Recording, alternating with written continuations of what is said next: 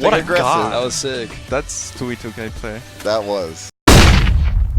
NiP starting on the CT side, EG on the T side of Inferno. Best of 3 coming your way. And we're not getting any time here, Jason. It's already just a rush to the B-bomb site. Twist is set up here with a flashbang, I'm assuming, to try and slow them down. And they're going to need to be slowed down. There's 4 men here from NiP. They have the right read, and now they need the kills to follow it up. But Rez goes down to Ethan, and Plopsky only with a single return. The boost is pretty decent, but they've still lost the bomb site. Yeah, there were so many NiP members here very early on. Forrest going to peek right back in. He's got the planter, and Stanislaus out in the open. Oh, and NiP, they've got this one with ease. They were ready for that, rotating over quickly. That utility, extra speed from the run boost, that is not going to be utilized. Plopsky going to toss out a Molotov. I used to think that, what if someone just perfected that? You know, they got really good. Because sometimes you can like even do like Get a that second extra body. half second, yeah. Yeah, you can do it like one more time, and you get like a lot of speed behind it. That was Plopsky almost losing a fight to that UMP on Ethan. Although, fortunately for EG, none of those rifles are at the B bomb site. 2 UMPs to defend. Yeah, that's definitely something, right? And they don't really have any grenades here either, once again, which could be a problem. A huge amount of Molotovs raining onto the bomb site. Plopsky burning alive. Tarek actually running into their own fire, but he did reveal where Rez was. Just even getting the information is pretty huge there. Shame he went down, but it's a 3-on-3 now for the afterplant, and there is a kit at the back of site. Twist has one as well, and NiP want to see if they could go for this. They have no more grenades again, so they're going to have to go for some raw aim battles, and they all have head armor, so at least the UMPs and the MAC-10s won't be straight up winning the fights like that, but they're still not in an easy position. Already, a fair bit of time has gone off the bomb, and Cirque peeking in, doing some damage. It's Lecro with that Forest, and now in the back here, Breeze. Can he play for time? That's the big question here. The bomb is ticking far away now. Lecro will take him down, and Forest, with the kit picked up, is going to have enough time for the defuse, so NiP will win the round, but that was a very close. So I feel like the Scout maybe could be somewhat useful in this round, but certainly next round you'd much rather have the MP9 or the UMP, right? Because that could be just perfectly functional if you live through the round. He'll definitely have to position himself for some range, perhaps a similar one to this. That's I mean, Scout's taking Breeze's head off pretty damn well. Return from Stanislaus and Cirque. 2 Deagle headshots. That's going to open up a lot. And Stanislaus is going to start pressuring into this B bomb site. He knows there's only one player. Plopsky's out in the open. Stan has to give it up, but they can just wait now. They can be patient towards this B bomb site because they have the flank coming in, and Plopsky needs to find some safety. No point in trying to hold on to the bomb site. And NiP have a decision if they want to go for another retake. Do they have it in them?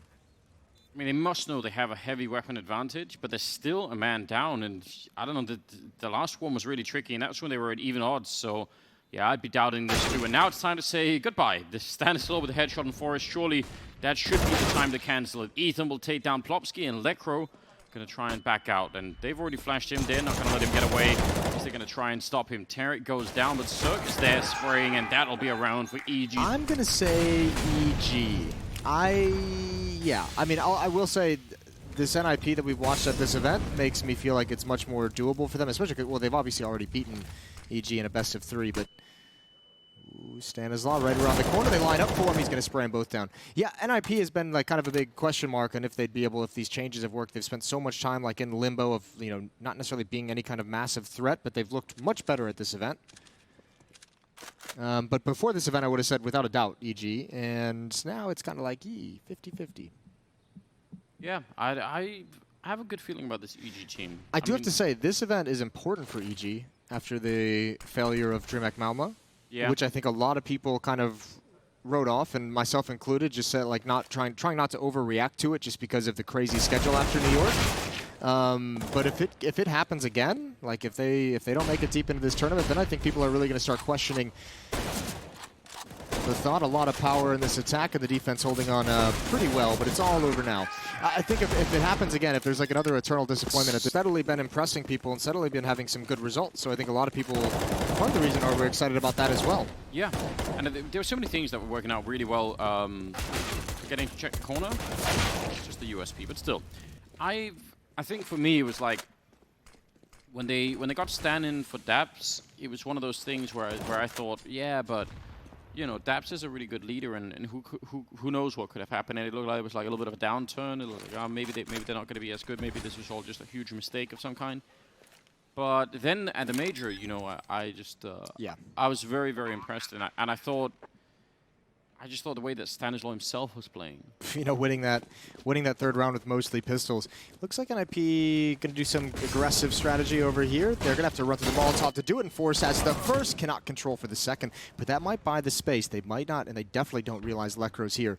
Breeze considers it by opening the door.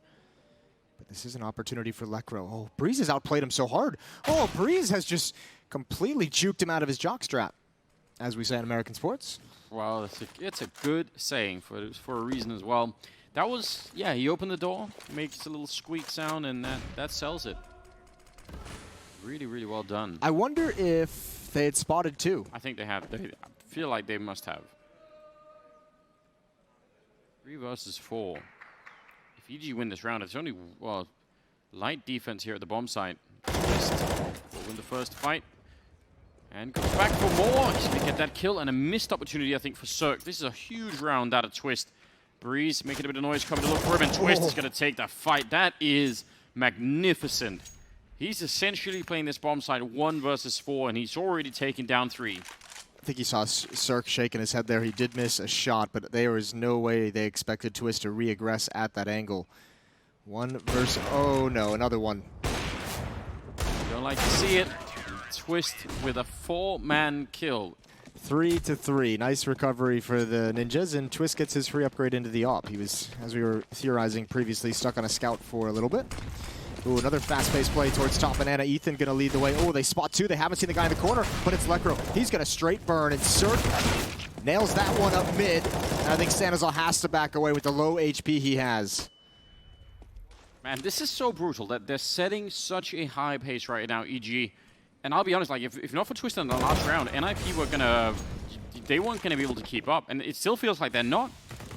NiP, it feels like want to play a particular kind of Counter-Strike that's just fundamentally different from what EG are bringing into the game right now, and that's how do you mentally adjust? Like the adjustment can't be let's just throw out our own game plan and try and keep up with them. Like that's not going to be really good. So. Yeah, the tough part about this style from EG, of how fast and aggressive this has been, is that if you want to beat it to a certain degree, you have to drop down and play a little bit of it yourself, which I think is why Twist was so effective in his repeats towards mid previously. It's a different thing for the whole team to give up on whatever strategy they have going into this and just saying, okay, well, let's all try and do it, you know? Well, I think NiP right now want to play a game where they're like, well, we'll fight for banana, and then eventually, you know, we'll give it up, and you'll do an execute, and we'll call in for rotation. Like, EG's like, no, we're not doing any of that. Oh, great pop flash peek. Nice. Lopsky's going to try and play around the edge of the smoke. Ethan boosted up. We've seen players aware of this as they transition back. Rez is way overextended. Oh, got to be careful with those tracers. Plopsky going to put down another smoke to buy himself some time. Yeah, I mean, remember what the Death said. I mean, this EG, undefeated on Dust 2 and Inferno. NiP broke those streaks earlier, I think, what, just yesterday, 2 days ago, whatever it might have been. So to a certain degree for EG, this is probably a grudge match. And I would have to imagine as well, switching to this more basic and, you know, puggy style might be a way to get around some of the ways that NiP beat him previously. Was the second kill also a boost?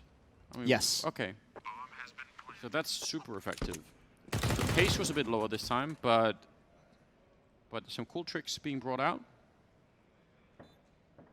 And actually, it's even better if you can yourself change the pace. If you're being, you know, very fast and aggressive and sort of just fighting early on in the rounds, and then there are some rounds like this where it has a bit of a different feel. It just keeps them guessing, doesn't it? It's very hard for them to get like a... In fact, so much so that this is where you sort of wish that they would almost use those 2 flashbangs to like flash away into a fight or something. Well, that smoke completely annihilated the chicken. Oh, that was a Molotov being pulled out at the wrong time. Was that a mistake, or did he just... Was the timing just so poor for him? That might cost them almost everything here. Headshot for Forest. Great follow-up and a double kill for the Swede. Breeze, 1 versus 4. Can still do damage, but I don't know what happened in the middle there. Felt like they were a bit like maybe like a step ahead of themselves in their head. Like it seems like they wanted to gain control of brackets and then basically have some kind of an explosive pinch towards the A bomb site, and just that defense, that crossfire mounted in middle, really threw them off. I feel like he peeked towards that ninja corner, and saw him and then pulled out the Molotov. Molotov forces him back. They've got to be mindful. Remember last time they saw this Molotov, there was a pop flash right over it so that one could peek, and here it comes again. Same exact thing, and Ethan is going to dodge the op shot. That's a very smooth way to dodge the flashbang. He was even ready for Popsky to take that fight, so I think if you're Ethan, you're probably thinking, yeah, 9 times out of 10, I'm winning that right away. I like how aggressive these two players have been at the B bomb site before their teammates even come over to make this a hit, because it's really difficult to communicate properly how much pressure is being put on you. Ethan jumped up over, or Stanislaw, excuse me, but him and Ethan combined for 2 frags. One was spammed, I think, from to CG spawn, and Rez now through the smoke as well. NiP losing 2 players through smoke, and the round is just over. You know, they still haven't had like a full set of nades. So likely, maybe assuming that the flashbangs aren't going to be there for that kind of a peak. This time Ethan is much more passive, but Tarek's not. He's gone up mid. He's found his 2nd kill of the game. Pop flash, and Ethan is going to get taken down. 6th bullet for Plopsky is the magical one. But Forrest has slid into a corner, and Eat Breeze checks it. And he's going to be able to build. He saw the elbow of Lekro. That's an easy frag at range. And there goes Rez trying to rotate into position. I mean, these small number of EG players that are initiating contact makes it so tough to, like, for an NiP player to rotate into a spot to make a play where they can actually turn the tides of the round. You have to say as well, it lends itself so much to the strength of EG. We talk frequently how this might be one of the most skilled rosters in the world in terms of the individual players, in terms of taking some kind of one-on-one fight out in the open. These guys love that. Forrest gonna take down Tarek, and he's gonna drop the bomb as well. Ooh, and he sees the op at the last second. He's gonna spam it as the smoke pops. Clever play from Forrest. Ethan's gonna do his best over at the B bomb site, continuing the spam through the corner of the logs. Don't need to take that fight if you're Twist, although the follow-up was great, and they should be able to defend themselves against Ethan here. I think they did a classic mistake in the middle of peeking before the smoke went up for Twist at that arch corner. I feel like, because there was a smoke up when Tarek went for the fight, so they must have been just a second early. A little bit of dinks together. How many do you get? How many do you get? Just a lot. It's oh, Plopsky playing at the edge. This is so dangerous. They have 3 people over here. They're going to be flashing through. It works brilliantly. Now, he doesn't see if anyone else is back there, so that could mean they're going to keep 3 people in B.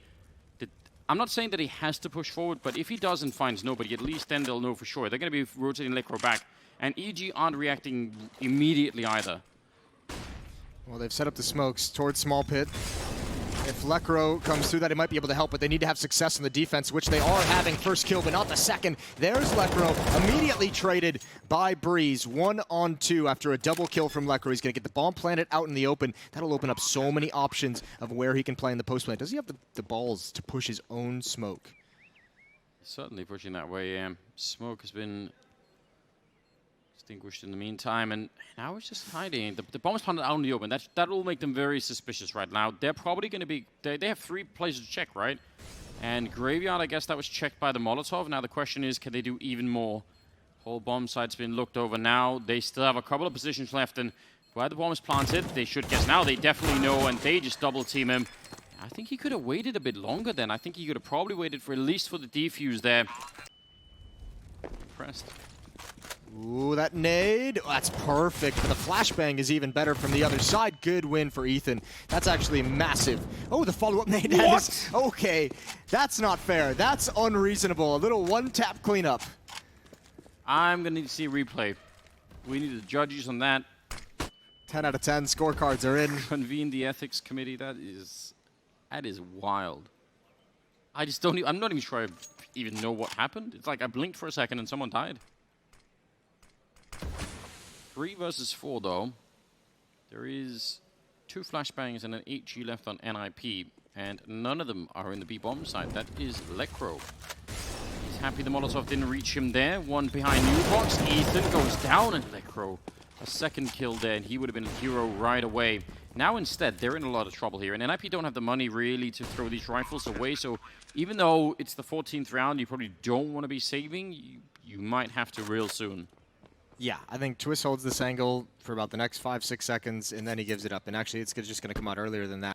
But they have banana control at the very least here on the EG side for the 15th round. Breeze is holding in the middle. Is he going to be just throwing some grenades? He's got no grenades, so he's just holding it for a minute. That's Stanislaw with another opening. They've had a couple of these at the B side, and it just makes everything so much easier. Now smokes are going to be going up. This UMP, not a lot of stopping power when you're just spamming through the smoke like that. And yeah, they've got everything. Now they're even throwing that Molotov to try and stop the boost. It's so smart here for EG, and they might well win a 9th round behind this. They should be winning a 9th round behind this. There's 1 flashbang, 2 kits for NiP. I just don't know how you retake this scenario. No nades left for the EG side, but there's just so many crossfires set up. 2 players in banana, 1 in water, 1 by the grill, 1 in the back of the bomb site. He's so ready for this boost as well. So twist on the AWP. He should be dead. Oh, actually, he gets just a little bit of a chance, but time is already running out. Twist goes down, and yeah, now there's definitely just no time at all to do this. Forrest with an excellent headshot, but again, they've simply run out of time in this one. Cirque will take 1, Ethan the other, and Stanislaw with a triple kill overall. It's 9-6 in favor of... Immediately, because there's nothing that Cirque can do. He's dedicated to the pit. He's going to go down. Question is, can he get anything? Takes a shot at the jumping player, takes a shot at the second jumping player. Everyone's jumping. Oh, he's got one! Not too shabby. The flank is going to come in. It's a little bit late, but I mean, they've just switched sides. Yes, they have, and now there's a USP in pit, which is a little bit different. Tarek running onto the side, but Plopsky will take him down. That USP on Rez will drop. Oh, and there's another one. Good job on Rez. A triple kill. 2 of them with a stolen US. Because we saw yesterday there were teams like the Furia and Avantgarde game was basically 4-1s on those pistols. Yeah. Okay, Lekro long range. This is full investment from EG, and they've already lost 1. Oh, they're going to follow it up the pistol push. Ethan's got the first. Traded immediately. Breeze, though, adds on with the Deagle, so very early. Look at how aggressive EG likes being. Yeah, they really are. And if NiP were to slow it down, this flank from Cirque would be really cool, but that doesn't look like it's going to come into play. I mean, even in that 4-1 that we just saw, right? Oh, it's such a good read, Breeze. That would have been a headshot to hit, but not going to happen. Bomb will go down instead. I was going to say... Going to find a free bomb site. EG has stack B. The thoughtful Swedes versus the barbaric Americans. That's the kind of picture that we're painting here. That's fine. I'll take that. I don't even look at it as an insult. No, I'm not saying it has to be, you know. Not, you know. There's a lot of finesse in, you know, building. In barbaric nature? Yeah, I was going to say, like, you know, IKEA furniture or something, but, you know. There's not. No? There really isn't. You've got to get all the things in the right places. It's very tricky. Well, that's some bonus money for young Plopsky. Cirque gonna back away after the ult mid peak. Decent banana control, actually full banana control, but here's a late pop flash coming in. Sanazar close to the corner. The Mac 10's not gonna do it there, especially a blind one. Continuing the spray. Cirque adds on top of it. That was towards middle, especially not for how often EG was able to take control of top banana. So we'll see. I mean, there's still actually EG, despite having a 2-man advantage. I am not a huge fan of these setups where you kind of rotate Ethan towards CT spawn to watch Rap side. He's kind of half watching Rap side. It's a very tough angle to hit. And then you actually have 2 defenders in the site, but still, it's going to just probably work out here as Cirque has the opening pick and the follow-up on Rez. That does obviously make a big difference on Inferno. We love to talk about it, but those grenades really are a big difference maker. Ooh, wow. Tarek with the flashbang, Ethan with the closure, taking out Plopsky and Rez, and no reason to stick around. Everybody calm down if you're on the EG side. That's the kind of replay you'd love, with just a close-up of Ethan's head, just to see how close was that. Because if he gets that and keeps pushing, right? Then that could actually be taken around right back. What? I need a replay of that too. I didn't look like that recoil was like he was anywhere near him. Oh, he's gonna get another one. He's gonna get another one right through the coffins, and Forrest is the only one left. I think EG's lost 4 players, and I don't think they have really seen anyone in this round until Cirque. That's Nade's gonna finish him off, surely. Tough job for Forrest to do, and this is the kind of player you just don't want to give a name to. There's 20 seconds on the clock, just nobody peek. You're grouped up 2 and 2. Just let him get the bomb and plant if that's what he really wants. Breeze is going to finish it off. Us mid spots nothing. I think he might have been spotted though. He's jumped across, I'd say three times towards all mid just to get numbers. Another Creep pick on. early on. Yeah, and that was so aggressive. And that was, I think, Plopsky had the creek down there. Now it's been picked up by Rez, but NiP really having a bit of a rough time. Screw me, right? To hell with all of this. I'm out. I'm going to Walmart. Ethan just going to hold it down. Doesn't matter that he's blind. He gets the first kill. Tarek clotheslines the second. And, ooh, that's a good return from Rez and Twist. But it's going to be tough to complete this win. The plant is maybe the best they could have hoped for. Krieg picked up, so one more kill would be spectacular. Go for every single one here. I know you don't have the armor or any grenades or anything, but just... I think hiding back here is actually the thing that makes it very, very hard to try and win this. I almost feel like you've got to go above and beyond tapping. That's a nice tap, and he could have had the follow-up. There was a chance. Well played from Twist regardless. It's going to be a little bit of a push-up from Forest into the middle. Cirque instantly taking down Rez. Oh, this is a problem, though, because Cirque's position in Hulls is known, and Breeze is here as well. So oddly enough, they have the opening kill, and they have a strong position, but no one from NiP is really going to fall for it. This is going to be, strangely enough, a difficult retake. Yeah. Because Breeze has never been able to get involved in the action. And there's a Molotov and a smoke left on Plop. If he throws a smoke up here or something like that, or maybe even better a Molotov, that's going to keep them locked in forever. I almost feel like Cirque should be over-aggressive in how he peeks these halls so that it can open up the possibility for Breeze.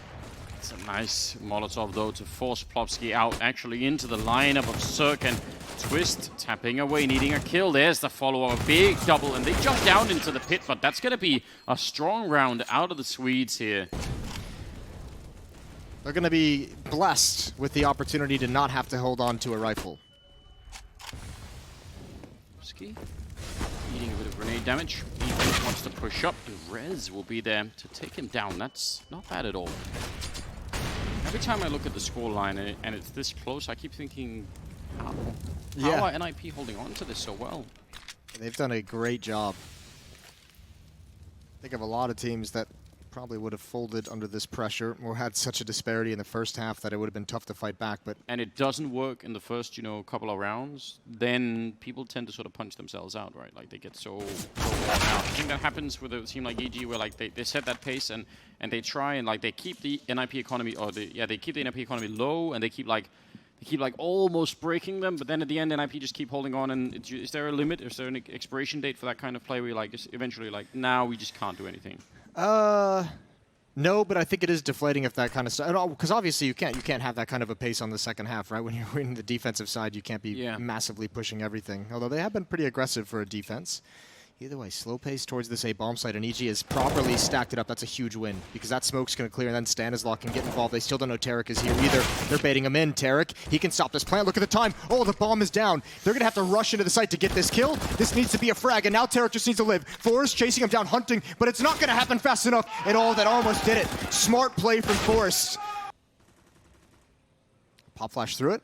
Rez, he's looking into the wall, looking towards the left.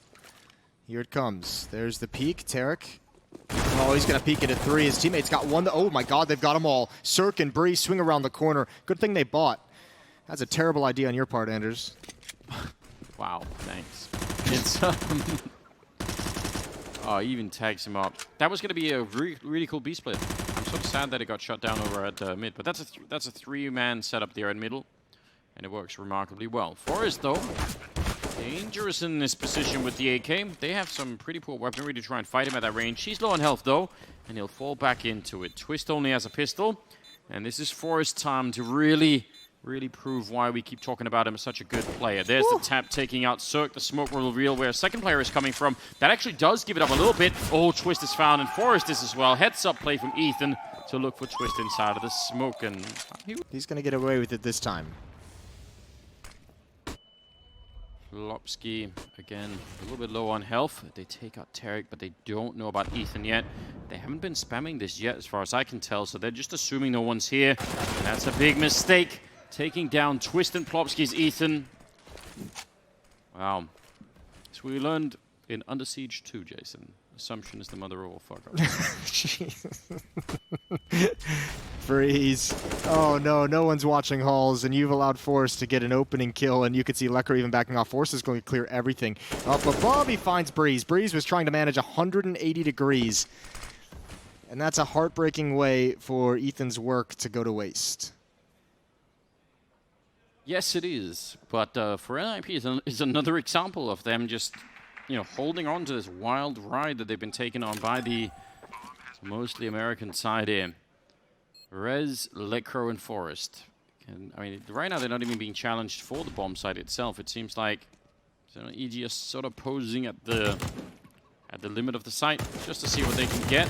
Finding Forrest, so that might actually give them a chance at a retake here. They're going to be running onto the site. Ethan hoping for a really quick spray. There's going to be Rez going down, and now Lekr, very awkward position here by the Haycard. He takes down one and tries to continue. Cirque, can he find that bomb in time? He has no kit. No, I don't think he... he's got it. He's got it. He's got it. All right, that's good. That was actually very, very, very close. I think he's got it as well. Yeah, I think he does. It's going to be the last millisecond, but he does. He's running down the middle. EG, they're already winning the game, but now they're trying to not just finish it off, but really make NiP feel it at the end here. Lekr goes down, and Forrest dropped very low on health, but still, heads up play for Forrest to go and check for that and make sure. Yeah, when you only see heads, right, you should equalize it to a pretty even fight. Right. Oh, nice shot from Rez. Ethan added a little bit of an off angle. Now it's all on Tarek. Boosted up. He's had a quiet game compared to some of his teammates, but that's a good hold so far. Smoke dropped in the front of the site. Flashbang up in the air. He's going to go through it, of course he is, and he's got another one. A second kill on a Plopsky, who could not contain it and still hiding in the smoke. Still coming through it, but Twist this time turns and has the advantage. Twist has been doing some great work here. Cirque running onto the side and punishing Twist right away. That is a big risk, but what a reward he got at the end. Forrest now with 14 health to try and hold on to this map for NiP. He's going to take out Cirque, and that's a good start now. Stanislaw running back in. Making his way around the corner. Man, that was a risky play. Now Forrest sneaking around. He's been smoked off, but that might not do a lot here. Stanislaw, he's going to tap the bomb once. Forrest coming through and takes his face right off. Another 1 versus 2. Although these pistols are still dangerous. Inferno, I think, is one of those maps where a lot can happen. Ethan, what a follow-up. That's the Deagle as well. I thought maybe the CCs would have been the more dangerous one. Ethan, everybody tilting towards this A side. So, some good shots, but also some good reads coming out from EG here at the end of the round. 40 seconds left, and once they turn this corner, no one's spotting them yet. I think they want them a bit closer here. Going to be a smoke put up by NiP. Lekr has a Molotov. It's going to be down in the pit where nobody is. And they spot out Cirque. Breeze coming. Oh my god, the headshots ring true for him. And Twist is in trouble. Almost no bullets left. And that's going to be the map 16-11 as EG will take out NiP here. Ethan on 27 kills.